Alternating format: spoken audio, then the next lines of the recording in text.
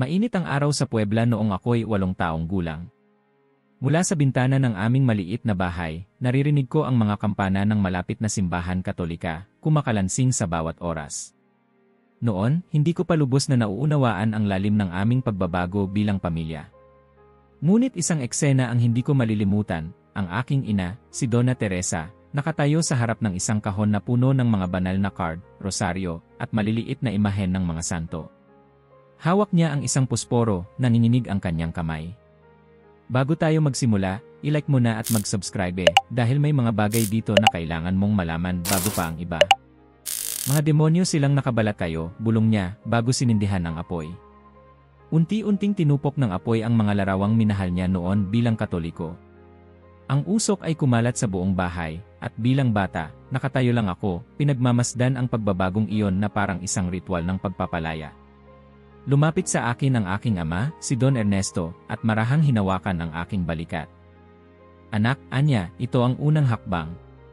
Ang mga Katoliko, sila'y mga sumasamba sa patay na imahen. Si Maria, isang sinapupunan lamang na ginamit ng Diyos, wala nang iba pa. Kung mananalangin ka sa Kanya, parang kinakausap mo ang multo. At ano ba yon? Pangkukulam. Tinitigan ko ang mga nagliliyab na larawan ni San Diyos, ni Santo Niño, at ni Maria. May kakaibang kaba sa aking dibdib, pero mas matimbang ang tiwala ko sa mga salitang inuukit ng aking ama sa isip ko. Sa murang edad, natutunan kong hindi dapat magtiwala sa mga Katoliko. Isang gabi, matapos naming itapon ang abo ng sinunog na mga imahen, nagtipon kami sa mesa. Kinuha ng aking ama ang malaking Biblia na walang larawan, at nagbukas sa 1 Timoteo 2:5. Binasa niya ng malakas, sapagkat iisa ang Diyos at iisa ang tagapamagitan sa Diyos at sa mga tao, ang taong si Kristo Jesus. Pagkatapos, mariin siyang tumingin sa akin at kay inay.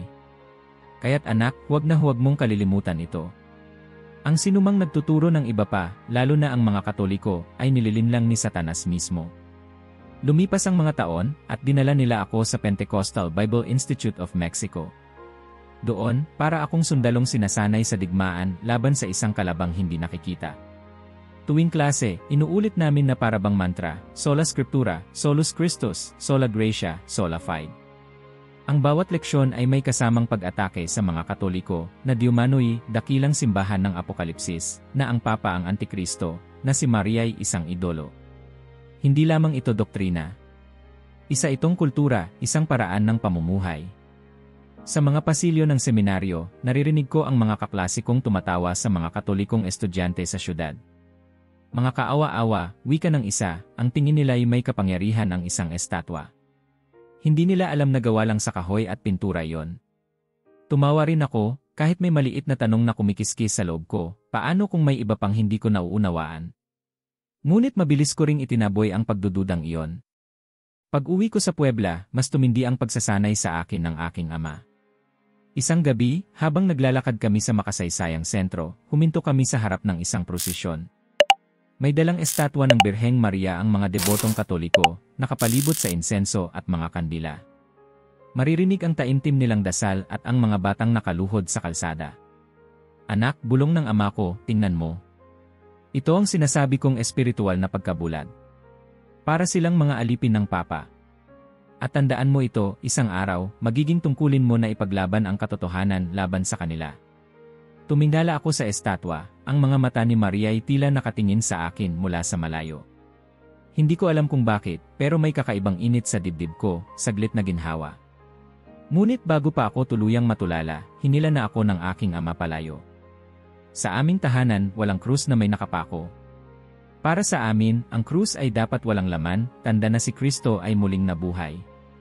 Ang bawat gabi, nagkakatipon kami para sa panalangin. Panginoon Jesus, dasal ng aking ina, palayain mo ang mga Katoliko mula sa kanilang pagkaalipin kay Maria. Ipakita mo sa kanila na ikaw lamang ang daan, ang katotohanan, at ang buhay. Habang lumalaki ako, unti-unting hinubog ang aking isip at puso para sa isang misyon, iligtas ang mga Katoliko. At nang ako'y makapagtapos, nagsimula akong mangaral. Sa unang pagkakataon, nakatayo ako sa pulpito ng aming maliit na simbahan, may hawak na mikropono, at nakaharap sa 200 tao.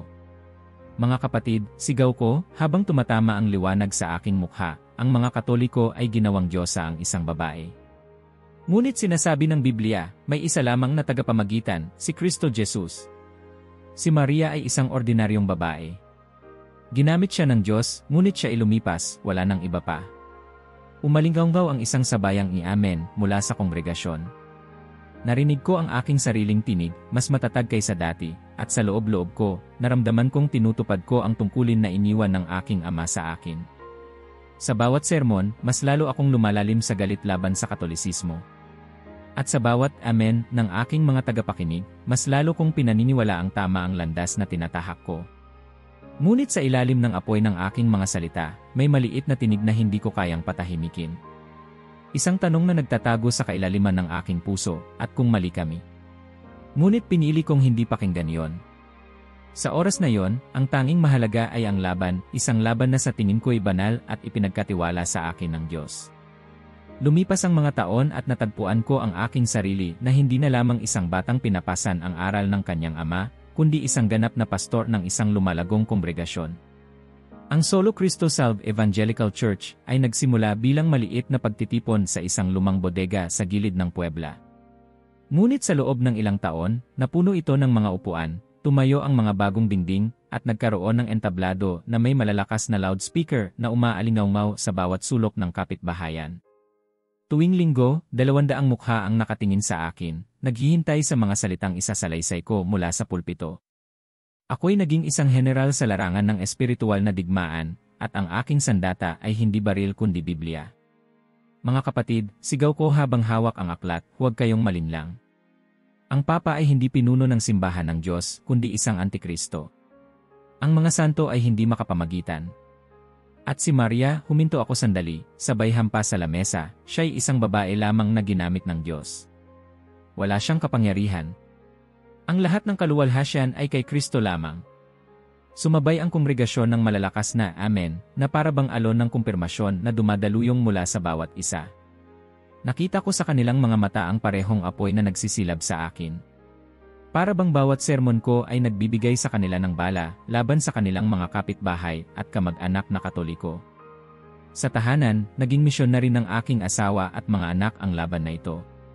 Si Claudia, ang aking katuwang sa lahat, ay pinamunuan ang ministeryo ng kababaihan. Tuwing Sabado ng hapon, pinupuno niya ang sala ng aming bahay ng mga babae mula sa komunidad. Nakaluhod silang lahat sa sahig, may hawak na mga Biblia, at sabay-sabay nilang dinadasal na palayain ng Diyos ang kanilang mga kaibigang Katoliko mula sa tanikala ni Maria. Mga kapatid, sabi ni Claudia isang gabi habang nakaupo sila sa paligid ng mesa, ang debosyon kay Maria ay hindi inosente. Isa itong banayad na bitag ng kaaway. Isa itong paraan upang gawing Diyosa ang isang babae at agawin ang atensyon mula kay Kristo. At tayong mga kababaihan ang dapat magturo sa kanila ng tamang halimbawa ng pananampalataya, isang pananampalatayang si Jesus lamang ang sentro. Tahimik akong nakinig mula sa aking pag-aaral, at sa bawat salitang kanyang binibitawan, dama ko ang aking pagmamalaki. Siya ang aking perpektong kasama, aking kapanalig sa laban.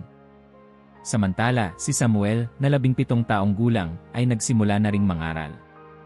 Sa simbahan ng kabataan, siya'y tumatayo sa harap ng kanyang mga kaedad, hawak ang mikropono, at inuulit ang aking mga argumento laban sa Katolisismo.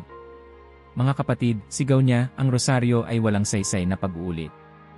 Hindi ba't sinabi ni Jesus sa Mateo 6:7 na huwag tayong umulit-ulit tulad ng mga pagano? Bakit paulit-ulit silang bumibigkas ng parehong salita? Bingi ba ang Diyos? Nagkakagulo ang mga kabataang nakikinig, at ako mismo, sa gilid ng entablado, ay nakaramdam ng matinding tuwa.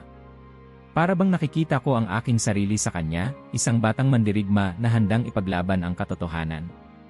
Si Rebecca naman, 15 taong gulang, ay namuno sa isang Bible study para sa mga kabataang babae.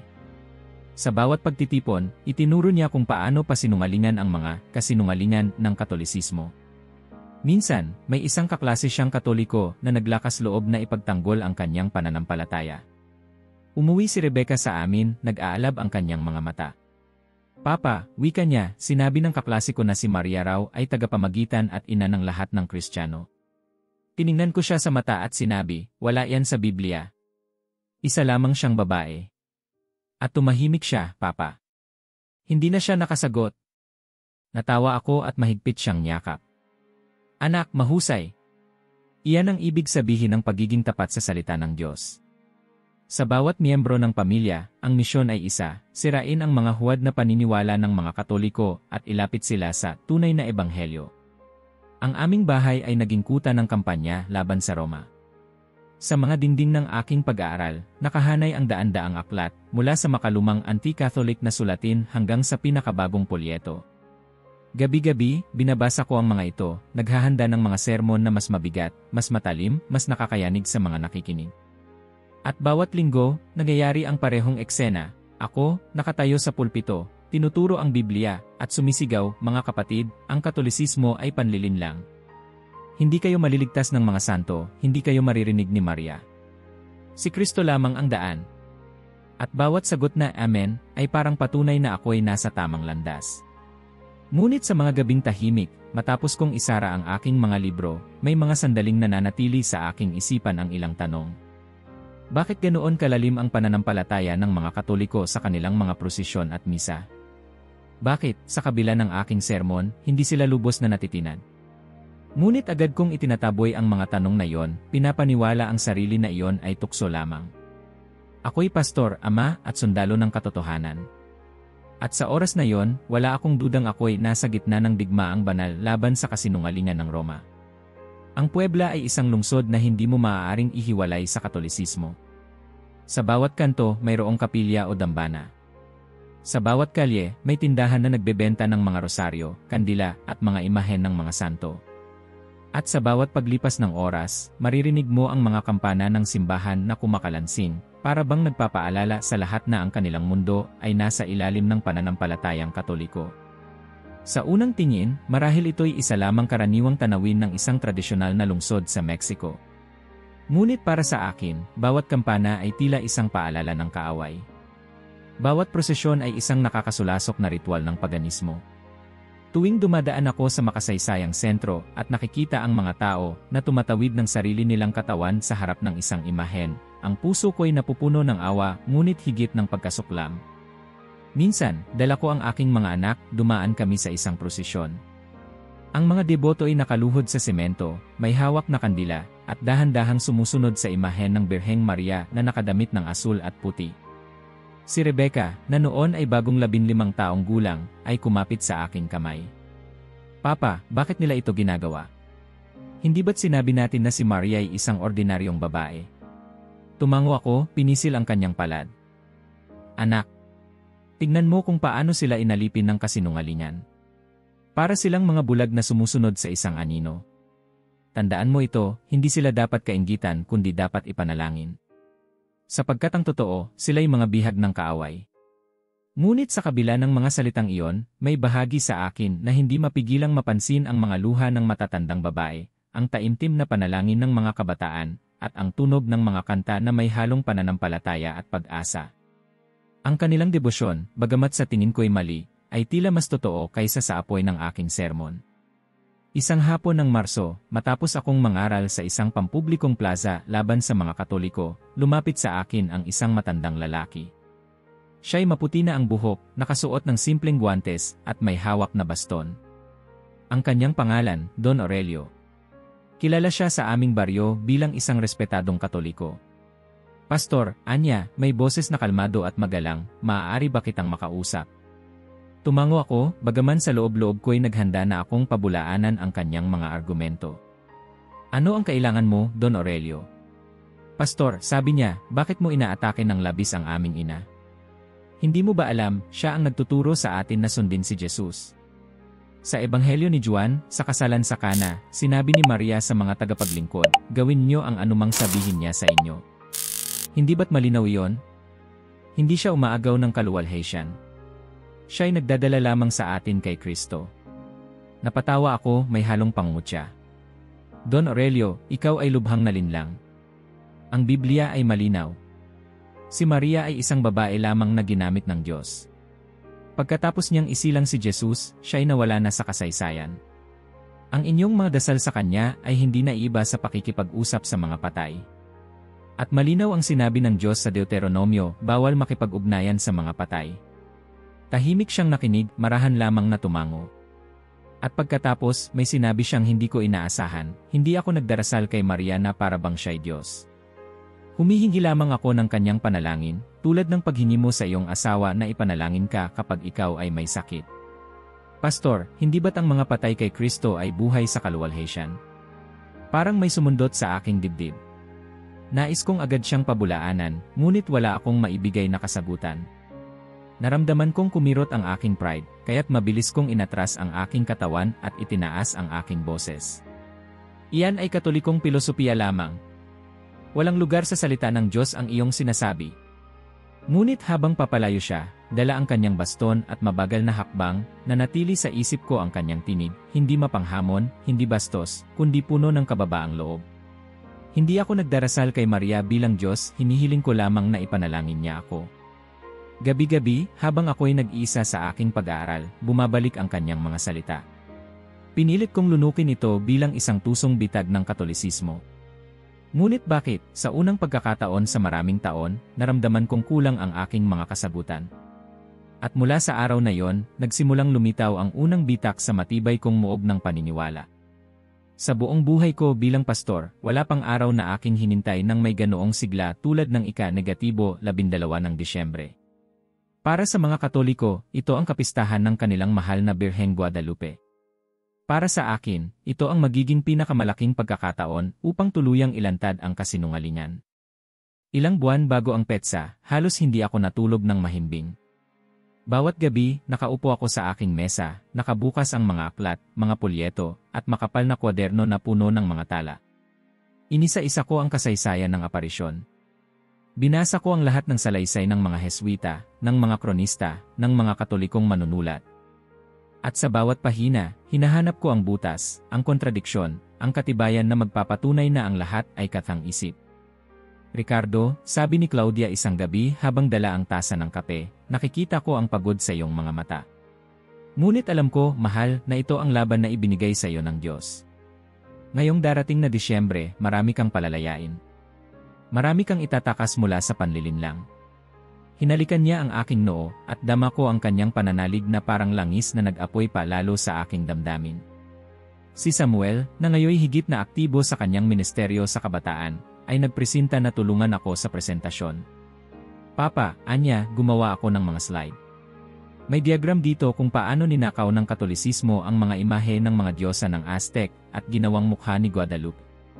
Kapag nakita nila ito, siguradong magigising sila. Nakangiti kong tinapik ang kanyang balikat. Anak, ito ang mga sandatang kailangan natin. Gamitin mo ang talino mo upang ipakita ang katotohanan.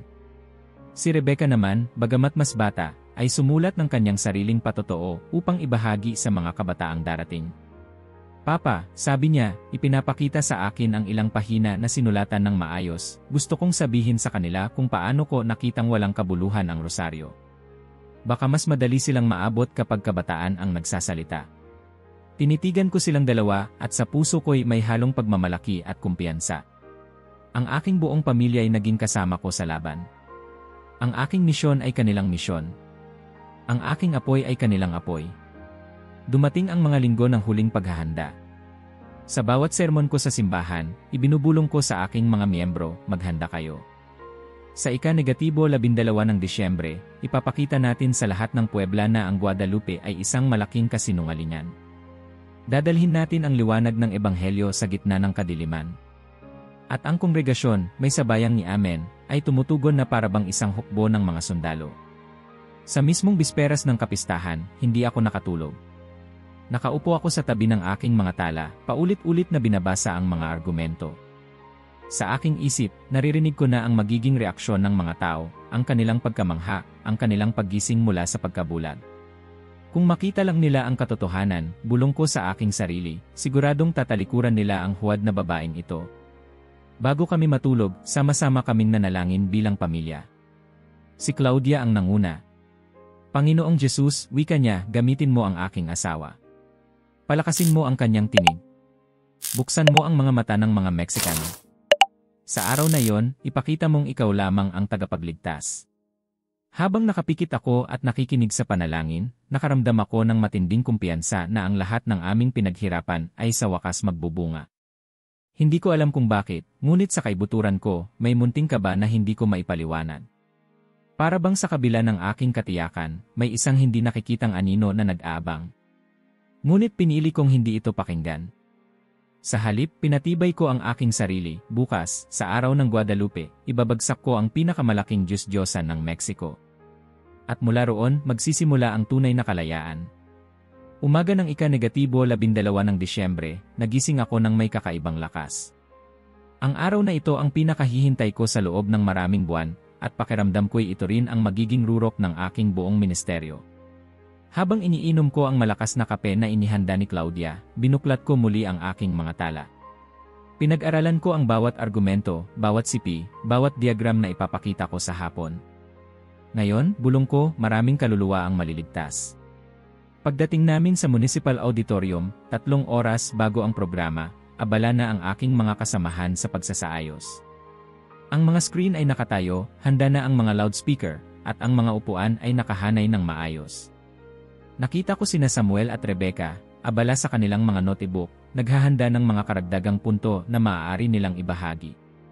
Si Claudia na may nasa unahan, inaasikaso ang mga detalye, hawak ang kanyang cellphone upang i-record ang bawat sandali. Unti-unting napuno ang lugar. Mga kapatid naming ebanghelikal mula sa iba't ibang dako, mga usisero, at maging ilang katoliko na naengganyo ng aming mga anunsyo. Ang katahimikan ng paghihintay ay may halong kaba, ngunit dama kong nasa aking mga kamay ang kontrol ng buong kapaligiran. Nang ako'y tumayo na sa entablado, bumaba ang katahimikan. Itinaas ko ang Biblia at nagsimula. Mga kapatid, sigaw ko, narito tayo upang ilantad ang isa sa pinakamalaking kasinungalingang kumulong sa ating bansa, ang sinasabing Birheng Guadalupe. Hindi siya ang ina ng ating tagapagligtas. Siya'y isang katang-isip, isang pandaraya ng mga Heswita upang pasukuin ang ating mga ninuno. Umalinggaw ang aking tinig sa buong auditorium. Nararamdaman ko ang apoy sa aking dibdib, mas malakas kaysa sa lahat ng sermon na ipinangaral ko. Habang isa-isa kong inilahad ang aking mga argumento, ang kasaysayan ng tilma, ang di umano'y pagkakaroon ng mga elementong paganong Aztec, ang kawalan ng ebidensyang makasaysayan kay Juan Diego, nakikita ko ang pagkabigla at pag-iling ng marami. Ang iba na may tumatango, tila naliwanagan. Sa loob ng 2 oras, halos hindi ako huminto. Ang aking tinig ay pumaloob sa bawat sulok ng silid, at ang pawis ay bumuhos sa aking noo. Hanggang sa dumating ang sandaling matagal kong inihanda, ang kasukdulan ng lahat. Kinuha ko mula sa aking mesa ang isang malaking banal na card ng Guadalupe. Itinaas ko ito para makita ng lahat. Mga kapatid, sigaw ko, nanginginig ang aking kamay, ang imaheng ito ay hindi ang ina ng aking tagapagligtas. Siya'y isang kasinungalingan. Siya'y isang demonyong panlilinlang. At sa harap ng lahat, inilapit ko ang larawan sa aking bibig at marahas na dinuraan. Sa sandaling iyon, bumagsak ang katahimikan. Parang may pumunit sa mismong hangin ng auditorium. Kahit ang aking mga tapat na taga-suporta ay napatigil, nakatitig sa akin na may pagkagulat. Ang ilan ay natulala, ang iba na may napahawak sa kanilang bibig. May mga katolikong naroon ang napaiyak, at ang ilan ay nagsimulang umalis. Ngunit bago sila tuluyang makalabas, may nangyaring hindi ko kailanman malilimutan. Ang mga ilaw sa kisam ay nagsimulang kumurap. Ang malamig na hangin mula sa aircon ay biglang tumigil. Isang bigat ang bumalot sa lugar, para bang may dumagan na hindi nakikita. At sa katahimikan na yon, walang ingay na gumalaw, walang kahit isang cellphone ang nakapagpatuloy ng pag-record. Sa likuran ng auditorium, sa tabi ng watawat ng Mexico, unti-unting lumitaw ang isang liwanag. Hindi ito galing sa ilaw ng tao. Isa itong makinang na presensya, kumikislap na parang bituin na lumalapit. At doon, sa gitna ng liwanag, nakita ko siya. Isang dalagang mukhang 16 na taong gulang, nakasuot ng balabal na bughaw na may mga bituin, at kulay rosas na damit na tila kumikilos kahit walang hangin. Ang kanyang mukha ay napakaganda, mahinhin, at ang kanyang mga matay puno ng lambing na hindi ko kayang sukatin. Tinitigan niya ako, hindi na may galit, kundi may habag na agad pumunit sa aking puso. Bakit mo ako inuusig ng ganoong kapuotan? Ang tinig na hindi ko narinig sa tainga, ngunit diretsong pumasok sa aking kaluluwa. Hindi ako naririto upang ilayo ka kay Jesus, kundi upang ilapit ka sa Kanya. Nanginginig ang aking buong katawan. Gusto kong sumigaw, gusto kong ipaglaban ang aking mga pinaniniwalaan, ngunit ang aking dilay tila naging bato. Ang aking mga tuhod ay nanghina at halos hindi ko kayang tumayo. Sa aking paanan, ang larawan ng Guadalupe na aking dinuraan ay nagsimulang kumislap sa parehong liwanag. Ang aking kongregasyon, 200 kaluluwa, ay nakamasid lahat. Ang ilan ay lumuhod, ang iba'y napaluha. Nararamdaman ko ang bigat ng bawat matang nakatingin sa akin, ngunit sa sandaling iyon, wala nang mahalaga kundi ang mga mata ng babae sa aking harapan. Ang kanyang mga kamay ay nakapulupot sa panalangin, at mula roon, lumabas ang isang ginintuang liwanag na dumaloy sa buong silid. Para bang ang bawat sulok ay napuno ng kapayapaan na hindi ko maipaliwanag. Sa loob ng ilang minuto, natigilan ang lahat. Walang ingay, walang galaw, para bang ang mismong oras ay tumigil. At ako, na buong buhay ay nangaral laban sa kanya, ay napaluhod at tuluyang bumagsak. Ang mga luha ay dumaloy mula sa aking mga mata, hindi ko na napigilan. At ang tanging lumabas sa aking bibig ay mga ungol ng pagsisisi, mga salitang hindi malinaw. Habang dahan-dahang naglalaho ang liwanag, iniwan ako ng isang katiyakang hindi ko kayang pabulaanan, mali ako sa buong buhay ko. Pagkatapos ng araw na yon sa auditorium, hindi na muling bumalik ang katahimikan sa aking buhay. Sa unang mga gabi, halos hindi ako nakatulog. Tuwing ipipikit ko ang aking mga mata, muling lumilitaw ang kanyang mukha, ang kabataang babae na nakabalabal ng mga bituin, ang mga matang puno ng habag na tumagos sa aking kaluluwa. Para bang nakaukit na siya sa aking paningin, hindi ko maalis kahit anong pilit ko. Sa mga oras ng gabi, umiikot ako sa aking pag-aaral, nakapalibot sa daan-daang librong anti-katoliko na dati kong inaasahang sandata. Binubuksan ko ang isa, babasahin ang mga lumang argumento laban kay Maria, ngunit ngayon tila hungkag ang lahat ng salita. Ang dating mga linya na nagbigay sa akin ng apoy ay parang abo na walang lasa. Ricardo, bulong ni Claudia isang gabi, lumuluha habang nakahiga sa tabi ko, ito ay pagsubok lamang. Huwag kang padadala. Ang nakita mo ay panlilin lang ni Satanas. Iyon ay isang demonyong nagkunwaring anghel ng liwanag.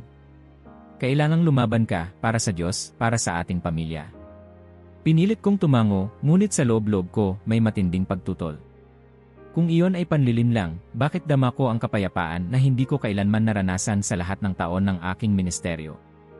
Dumating ang araw na binisita ako ng mga kapwa-pastor. Pinangunahan ni Pastor Rodriguez ang naging guro ko sa loob ng maraming taon. Pumasok sila sa aking bahay, dala ang kanilang mga Biblia, at umupo sa paligid ko. Kapatid na Ricardo, wika ni Rodriguez, narinig namin ang mga balitang kumakalat. Kinakailangan naming tulungan kang mapalaya. Huwag mong hayaang agawin ka ng kaaway.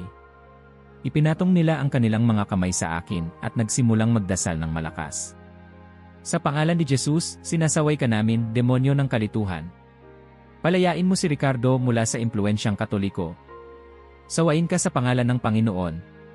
3 oras silang sumisigaw, paulit-ulit, para bang nakikipagbuno sa isang hindi nakikitang kaaway.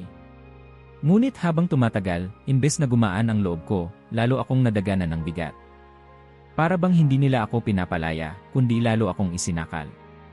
Naramdaman ko ang isang nakapangingilabot na kabigatan, hindi sa labas, kundi sa loob, na para bang ako'y lumalaban sa Diyos mismo. Pagkatapos ng sesyon, hingal na hingal sila, pawis na pawis, ngunit ako'y nanatiling nakayuko, mas litong-lito kaysa dati. Pastor, wika ni Rodriguez, lumaban ka pa. Huwag mong hayaan ang dyablo. Kumapit ka sa Biblia. Ngunit ang kanilang mga salita ay parang tunog na walang laman, hindi na pumapasok sa aking puso gaya ng dati. Mula noon, ang aking sariling simbahan ay nagsimulang bumulong-bulong. Ang mga diakono'y nagtanong tungkol sa aking kalagayan. Bakit daw ako tumigil sa pangangaral sa ilang linggo? Pinilit kong magbigay ng dahilan, sakit, pagod, stress, ngunit alam kong unti-unti na silang nagdududa. Si Claudia, sa bawat gabi, ay nagmamakaawa. Mahal, huwag mong sirain ang lahat ng pinaghirapan natin. Huwag mong itapon ang ating ministeryo, ang ating pangalan. Ang ating mga anak ay nakatingin sa iyo. Kailangan mong maging matatag. Ngunit sa halip na patibayin ako ng kanyang mga salita, lalo akong nadudurog. At si Samuel, na puno ng sigasig bilang batang mangangaral, ay minsang lumapit sa akin na may luha sa mga mata. Papa, totoo ba? Totoo bang naniniwala ka na si Maria ay mabuti? Na siya ay mula sa Diyos? Papa, paano mo magagawang ipagkanulo ang lahat ng itinuro mo sa akin? Hindi ko siya masagot. Tinitigan ko lang siya at sa aking katahimikan, nakita ko ang kanyang puso'y nabiyak. Lumipas ang mga araw na puno ng kaguluhan. Sa tuwing susubukan kong ipanalangin ang aking dating dasal, sawayin kita, Maria, sa pangalan ni Jesus. May matinding kirot na bumabalik sa aking dibdib. Para bang ako'y lumalaban hindi sa isang demonyo, kundi sa mismong kabanalan. Nang mga gabing iyon, ako'y naglakad-lakad mag-isa sa loob ng aking pag-aaral, nakatingin sa mga librong dati kong kayamanang espiritual. Ngunit ngayon, para silang mga gwardyang bakal na nakabilanggo sa akin. Sa bawat pahina, sa bawat linyang bumabatikos kay Maria, nararamdaman kong nagsisinungaling ang tinta. At doon, sa gitna ng dilim at katahimikan, nagsimula ang pinakamalaking pakikibaka ng aking kaluluwa. Sino ba talaga siya? Ang babae bang iyon na nakita ko sa liwanag ay isang ilusyon ng dyablo? O siya ba ang ina ng aking tagapagligtas, na buong buhay kong hinamak? Sa tanong na yon, nagsimula ang unti-unting pagguho ng aking pagkakakilanlan bilang pastor. Sa puntong hindi ko na matiis ang bigat ng pagdududa, gumawa ako ng desisyong hindi ko kailanman inakalang gagawin. Aalis ako ng mag-isa, lihim, upang hanapin ang kasagutan. Sinabi ko kay Claudia na pupunta ako sa isang retreat para makapagpahinga at magnilay. Hindi ko binanggit ang tunay kong patutunguhan. Kung nalaman niyang sa Basilika ng Guadalupe ako tutungo, marahil ay gagawin niya ang lahat para pigilan ako. Sumakay ako ng bus mula Puebla patungong lungsod ng Mexico. 5 oras ng mahaba, mabigat na biyahe. Sa bawat minuto, nilalamon ako ng mga tanong. Panginoon, kung galing sa iyo ang nakita ko, ipakita mo sa akin muli. Ngunit kung ito'y panlilinlang lamang, palayain mo ako. Huwag mo akong hayaang mahulog. Nang bumaba ako sa terminal, ramdam ko ang bigat ng sarili kong hakbang. Paglapit ko sa Basilika, sinalubong ako ng dagat ng mga tao. Mga pamilya na magkahawak ang kamay, matatandang lumuluhod sa sementadong lapag, mga kabataang nag-aalay ng kanta. Hindi ito eksena ng kasayahan lamang, ito ay debosyon na halos madama mo sa hangin. Pumasok ako sa loob ng bagong basilika, at doon, unang beses sa aking buhay, tumigil ang lahat para sa akin. Sa dulo, sa likod ng makapal na salamin, nandoon ang tilma. At nang bumagsak ang aking mga mata sa imahe, para bang binuksan ang isang pinto ng alaala. Sapagkat ang eksaktong mukha ng babaeng nagpakita sa akin sa auditorium ang nasa aking harapan ngayon, ang parehong lambing, parehong malalim na titig, parehong kapayapaang dumaloy sa akin noon. Nabura ang lahat ng argumento. Walang halong pilosopiya o debate. Ang tanging natira ay ang katiyakang siya ang nakita ko. Ako'y nakatayo roon, 3 oras na hindi makagalaw, habang dumadaan ang mga peregrino, ang ilan umiiyak, ang iba tahimik na nagdarasal. Lumapit sa akin ang isang matandang babae na may puting buhok, dala ang kanyang rosaryo. Umiti siya, at marahang nagtanong, "Anak, unang beses mo ba siyang nakita?" Tumango lang ako, hindi makapagsalita. "Siya ang pinakamamahal naming ina," dagdag niya. "Hindi mahalaga kung saan ka nanggaling, mahal niya tayong lahat, at palaging inaakay tayo kay Jesus." Umiinit ang aking mga mata, at halos mabiyak ang puso ko. Nang gabing iyon, bumili ako ng isang rosaryo mula sa isang maliit na tindahan sa labas ng basilika. Hawak ko ang mga butil, hindi ko alam kung paano ito gagamitin. Ngunit sa loob-loob ko, narinig ko ang isang tinig, "Magsalita ka sa akin ng simple, gaya ng pakikipag-usap mo sa iyong ina sa lupa." At doon, sa unang pagkakataon, nagsalita ako kay Maria. Hindi formal, hindi may estruktura, kundi tulad ng isang batang nagbubukas ng damdamin sa kanyang ina. "Kung ikaw nga ang ina ni Jesus," bulong ko, "kung naririnig mo ako, tulungan mo akong maunawaan." Ako'y naliligaw. Takot na takot ako. At nagsisisi ako sa lahat ng taong aking sinaktan. Kinabukasan, dumalo ako sa misa. Ang bawat kilos, bawat kanta, ay tila banyaga sa akin. Ang insenso'y nagpaubo sa akin, ang paulit-ulit na tugon ng mga tao'y tila nakakapagod. Ngunit nang dumating ang sandali ng pag-aalay, nang itinaas ng pari ang puting tinapay at sinabi, "Ito ang aking katawan na ibinigay para sa inyo," may dumaloy na kapangyarihan sa buong simbahan. Sa mismong oras na yon, naramdaman ko ang parehong presensya na dumalaw sa akin noong araw ng aparisyon. Isang presensyang hindi ko maikakaila. Hindi ito simbolo lamang, hindi simpleng alaala. Ito ay si Jesus mismo, naroroon, totoo, at nakatingin sa akin. Ako'y napayuko at ang mga luhay dumaloy. Sa unang pagkakataon sa loob ng 15 taon ng pagiging pastor, naramdaman kong nakatagpo ko ang Diyos sa paraang hindi ko pa naranasan. At sa sandaling iyon, alam kong ang aking paglalakbay ay hindi na kailanman babalik sa dati. Pagbalik ko mula sa basilika, dala ko ang isang apoy na hindi ko maipaliwanag. Ngunit kasabay nito, bitbit ko rin ang isang mabigat na hiya. Sa bawat araw na lumilipas, hindi ko maalis sa aking isip ang mukha ni Maria sa tilma, at higit pa, ang presensya ni Kristo sa Eukaristya. Ngunit paano ko haharapin ang lahat ng taong tinuruan kong mali? Paano ko sasabihin kay Claudia na ang lahat ng ating pinaniwalaan ay nagbabago? Sa mga gabing hindi ako makatulog, lihim kong binuksan ang isang aklat na dati kong tinatago lamang para pasinungalingan, ang Katesismo ng Simbahang Katoliko. Sa dilim ng aking pag-aaral, binasa ko ito na parang magnanakaw, takot na baka makita ako ng sarili kong pamilya. Ngunit sa bawat pahina, nadarama ko ang pagbubukas ng isang bagong universo. Ang mga bagay na matagal kong tinawag na kasinungalingan ay biglang nagkaroon ng lohika at ganda. Nang mabasa ko ang tungkol sa komunyon ng mga santo, hindi ko napigilan ang aking luha. Panginoon, bulong ko, ilang taon na ba ang aking itinaboy mula sa iyong kapuspusan? Ilang kaluluwa ang inilayo ko mula sa ina ng aking tagapagligtas. Sa gitna ng kaguluhang iyon, naglakas loob akong makipagkita kay Padre Miguel Angel Garca, ang pari ng Sacred Heart Church sa Puebla. Kinabahan akong pumasok sa kumbento, pakiramdam ko'y isang espiya. Ngunit nang sinalubong niya ako, hindi ko nakita ang isang kaaway, kundi isang ama. Pastor Ricardo, wika niya, maligayang pagdating. Maupo ka. Ano ang maitutulong ko? Sa unang pag-uusap, ibinuhos ko ang lahat ng tanong na kinikimkim ko. Paano niyo masasabing hindi idolatriya ang debosyon kay Maria? Paano niyo maipapaliwanag ang mga larawan at mga santo? At bakit niyo itinuturo na si Kristo'y naroroon mismo sa tinapay? Tahimik siyang ngumiti. Isa-isa nating pag-usapan, sagot niya. At sa loob ng 2 oras, marahan niyang ipinaliwanag, hindi lamang gamit ang Biblia, kundi pati ang kasaysayan ng unang simbahan, ang mga ama ng simbahan, at ang patuloy na tradisyong ipinasa mula sa mga apostol. Hindi ko man agad tinanggap ang lahat, ngunit hindi ko rin maipaliwanag kung bakit ang kanyang mga salita'y tila puno ng kapayapaan. Nagpatuloy ang aming mga pagkikita linggo-linggo.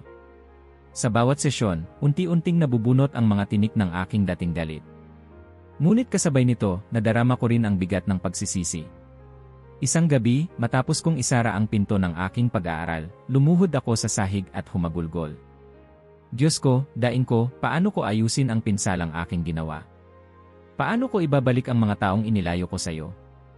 Samantala, sa bahay, nagsimula nang mapansin ni Claudia ang pagbabago. Ricardo, tanong niya isang gabi, bakit parang hindi ka na nangaral ng gaya dati? Bakit parang may itinatago ka sa akin? Huminga ako ng malalim at sa wakas ay naglakas loob. Claudia, hindi ko na kayang itanggi. Ang nakita ko sa basilika, ang presensya sa misa, hindi iyon gawa-gawa. Totoo si Maria. Totoo ang simbahang Katoliko. Nanlaki ang kanyang mga mata at agad siyang naluha. Hindi. Huwag mong sabihin yan. Iyan ang gusto ng dyablo, na wasakin ang ating pamilya, ang ating simbahan.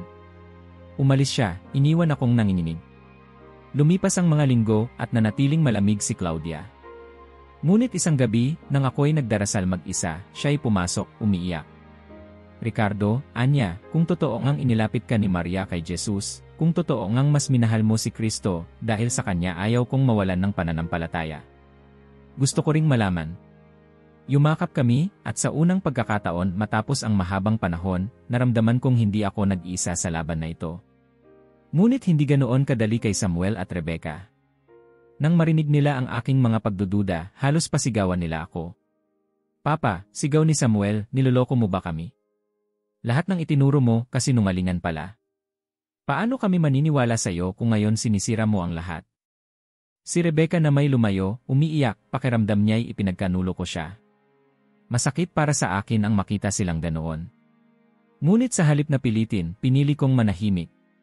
Pinakita ko na lamang sa kanila ang pagbabago sa akin, ang kapayapaan sa bawat dasal, ang kababaang unti-unting humuhubog sa aking puso. At sa kabila ng kanilang pagtutol, napansin kong minsan ay lihim silang nagmamasid. Para bang may binhi ng pagdududa na unti-unting sumisibol sa kanilang mga puso. At doon ko naunawaan, ang landas ng pagbabagong loob ay hindi isang iglap na kaganapan, kundi isang mabagal na paglalakbay ng buong pamilya. Matapos ang buwan ng paglalaban sa aking loob, dumating ang sandali ng pasya.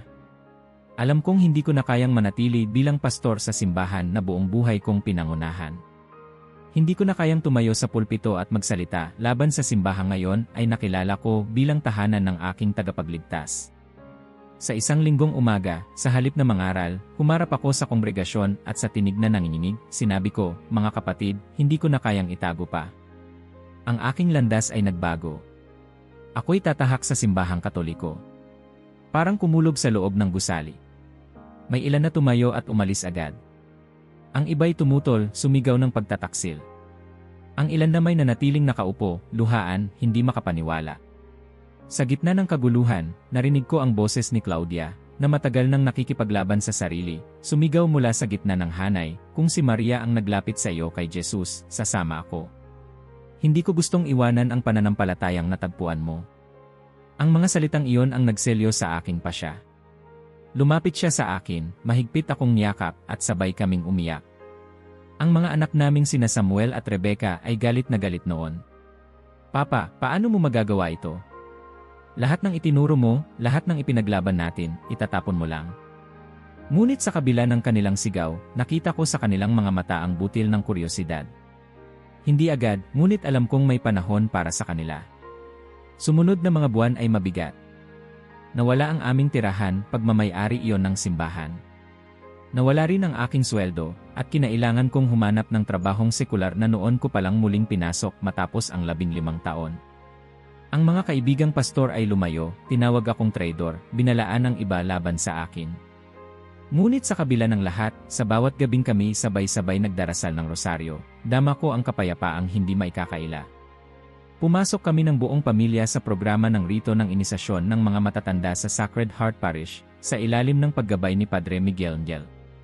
Bawat lingguhang klase ay tila pagbubukas ng panibagong kabanata ng kasaysayan ng pananampalataya na matagal kong binansagan bilang kasinungalingan. Ang mga ama ng simbahan, ang yaman ng tradisyon, ang lalim ng teolohiya, lahat ng ito ay bumalot sa amin na parang tubig sa tuyong lupa. Dumating ang gabi ng aking unang kumpisal. Nakaluhod ako sa kumpisalan, at sa pagitan ng mga hikbi, isinalaysay ko ang lahat, ang aking mga sermon laban kay Maria, ang aking mga aklat at programa laban sa simbahan, ang mga taong inilayo ko. Ama, bulong ko, ako'y lumapastangan. Ako'y nakipaglaban laban sa ina ng aking Panginoon. Tahimik na nakinig si Padre Miguel, at pagkatapos, sa malumanay na tinig, bigkas niya, ego te absolvo, sa sandaling iyon, para bang bumagsak mula sa aking balikat ang bigat ng maraming taon. Nakalabas ako sa kumpisalan na parang isang bagong nilalang. Ni dumating ang pinakaasam na gabi, ang Vigilia Pascual. Ang simbahan ay madilim sa simula, tanging mga kandila ang nagbibigay ng ilaw. Nakatayo kami bilang isang pamilya sa harap ng altar. Nang bigkasin ng obispo ang mga panalangin ng pagtanggap at binuhusan kami ng tubig ng binyag, naramdaman kong tuluyang napawi ang lahat ng lumang pagkatao. At nang tanggapin ko ang Eukaristya sa unang pagkakataon, humulagpos ang mga luha ko. Sa wakas, narito na siya, si Jesus, tunay, buo, at buhay sa aking puso. Kasama ko si Claudia na nagdarasal, ang kanyang mga matapon ng kapayapaan. Sa tabi namin, sina Samuel at Rebecca, na noong una'y tumutol ng husto, ay tumanggap din ng sakramento. Ang kanilang mga kamay ay nanginginig, ngunit nakita ko ang kanilang mga puso'y unti-unting nagbubukas. Simula noon, ang buhay ay hindi naging madali. Kinailangan naming magsimula muli. Ang pera ay laging kapos, at ako'y pumasok sa trabaho na hindi ko man lamang naisip dati.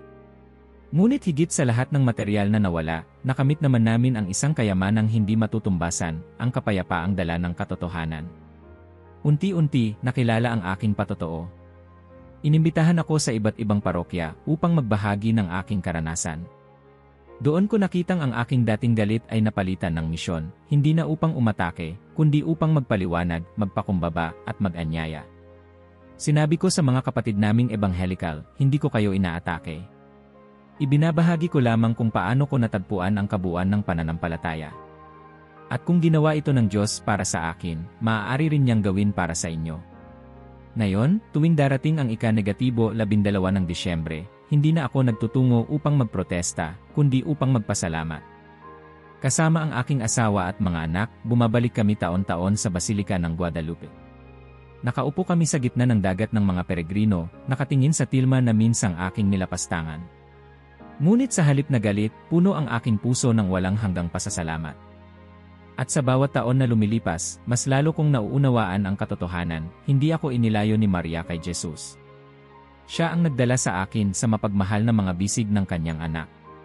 At sa araw na yon ng aking buhay, maaari kong sabihin ng buong pananalig mula sa kalapastanganan tungo sa pagpapala, ako'y dinala ng kanyang kamay, hindi upang manatili sa kanya, kundi upang manatili kay Kristo magpakailanman.